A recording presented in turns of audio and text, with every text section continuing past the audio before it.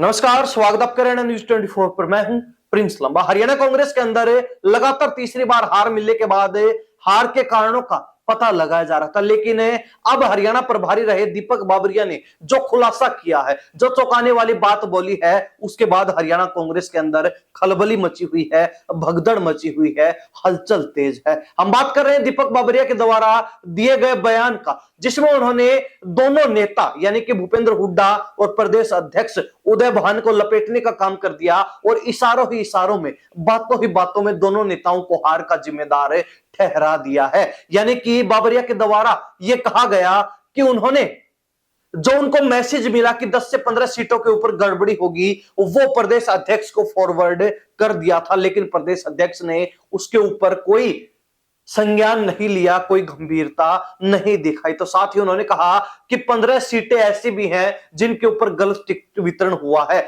यानी कि उनका इशारा भूपेंद्र सिंह हुड्डा की तरफ था।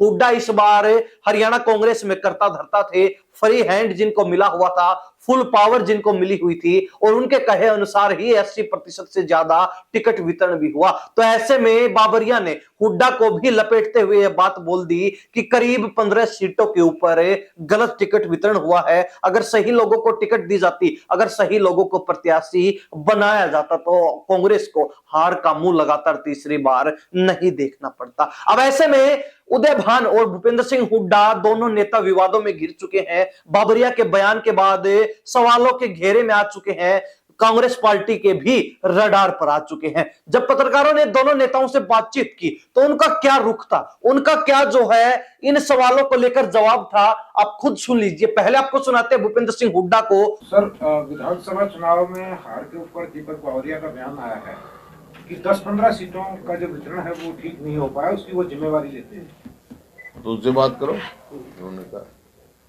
संगठन कब तक तैयार हो जाएगा? संगठन को हो जाएगा, जब हो जाएगा तो बता देंगे आप। तो सुना आपने भूपेंद्र सिंह हुड्डा को, जिनसे यह बात कही गई कि बाबरिया ने 10 से 15 सीटों के ऊपर गलत टिकट वितरण की बात कही है, तो उन्होंने स्पष्ट तौर पर यह बात कह दी और बचते हुए नजर आए कि इस बात का जवाब बाबरिया ही दे पाएंगे, उन्हीं से पूछिए। तो ऐसे में कहीं ना कहीं साफ है कि भूपेंद्र सिंह हुड्डा भी बाबरिया की बात के बाद फंसते हुए घिरते हुए दिखाई दे रहे हैं। अब आपको सुनाते हैं प्रदेश अध्यक्ष उदय भान को, जिनसे भी कई सवाल किए गए, लेकिन सवालों को टाल मटोल करते नजर आए और बचते हुए दिखाई दिए। खुद सुन लीजिए। हुड्डा साहब को बुलाया, मुझे बुलाया, चौधरी वीरेंद्र सिंह गए, सभी एक एक करके MP आएंगे, शैलजा जी आएंगे, रणदीप जी आएंगे, सारे अपनी अपनी बात रखेंगे। उसके बाद निचोड़ जो भी है, पहले MLA से सबसे बातचीत वो कर चुके हैं, वो अपनी रिपोर्ट देंगे AICC में कांग्रेस प्रेसिडेंट को। उसके बाद कोई उस पर जो कार्रवाई है वो कांग्रेस नेतृत्व लेगा। सर, आप लोगों की तरफ से क्या बात रखी गई? क्योंकि चुनाव ना, हमारी तरफ से जो थी वो ये मीडिया में बताने का नहीं है हमारा। वाली बात आप लोगों ने दोहराई है? नहीं, सारी बात हाँ बिल्कुल बताइए, EVM वाली बताई है। और EVM के बारे में तो हमारे प्रभारी जी ने परसों आपको बता ही दिया कि उनके पास में मैसेज आया था काउंटिंग स्टार्ट होने से पहले, आधा घंटे पहले उन्होंने बताया। लेकिन वो आधा सच और आधा झूठ में बदल गया।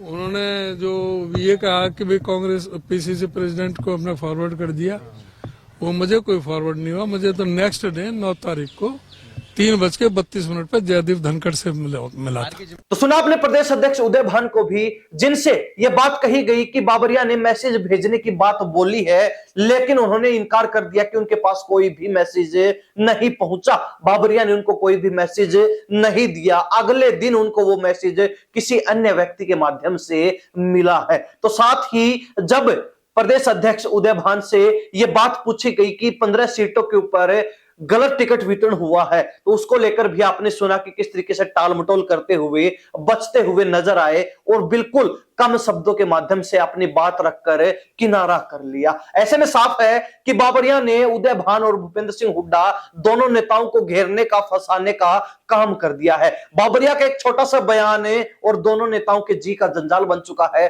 दोनों नेताओं को अब सफाई देनी पड़ रही है। दोनों नेता अब सवालों के घेरे में आ चुके हैं, लेकिन जवाब देने के बजाय बचते हुए भी दिखाई दे रहे हैं, जो पिछले दोनों वीडियो के माध्यम से आपने देख भी लिया होगा। ऐसे में बड़ा सवाल यह उठता है कि हरियाणा प्रदेश के अंदर कांग्रेस जो अब तक कोई बड़ा फेरबदल नहीं कर पाई, कोई बड़ा कदम नहीं उठा पाई और ना ही जो बड़ी जिम्मेवारियां, जो बड़े पद रिक्त पड़े हैं उनको भर पाई है। विधायक दल का नेता चुनने की बात हो, हरियाणा प्रदेश के अंदर लगातार चर्चाएं हैं कि प्रदेश अध्यक्ष बदलने की बात हो, या फिर जो गुटबाजी चरम पर है उसको रोकने की बात हो, किसी भी दायित्व पर अब तक कांग्रेस खरा उतरने में नाकामयाब रही है, असफल रही है। लेकिन माना जा रहा है कि जिस तरीके से बाबरिया ने खुलकर भूपेंद्र सिंह हुड्डा और उदय भान की बातों का जवाब दिया है, जिस तरीके से उनको हार का जिम्मेदार ठहराया जा रहा था, लगातार उनके ऊपर हार का ठीकरा फोड़ा जा रहा था, तो उन्होंने तो संवैधानिक तौर पर अपनी हार की जिम्मेदारी ले ली। लेकिन जब हार का सवाल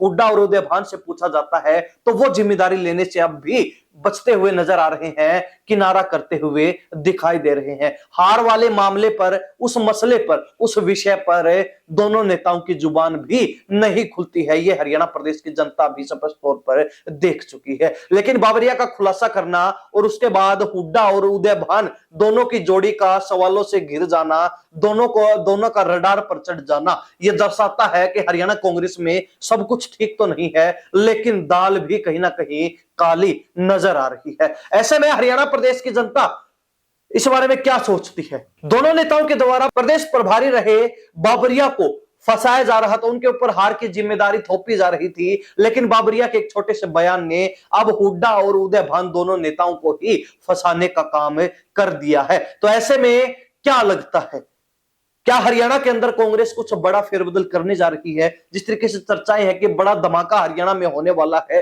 कांग्रेस के अंदर होने वाला है, तो क्या वास्तव में ही ऐसा कुछ देखने को मिलेगा? कितनी संभावनाएं इसकी लगती हैं? हरियाणा प्रदेश की जनता अपनी राय कमेंट के माध्यम से जरूर लिख दीजिए। हरियाणा प्रदेश की जनता इस बारे में क्या सोचती है? कमेंट के माध्यम से अपनी राय जरूर लिख दीजिए। इन्हीं सब बातों के साथ हम प्रिंस लांबा, हरियाणा न्यूज़ 24। नमस्कार, जय हिंद।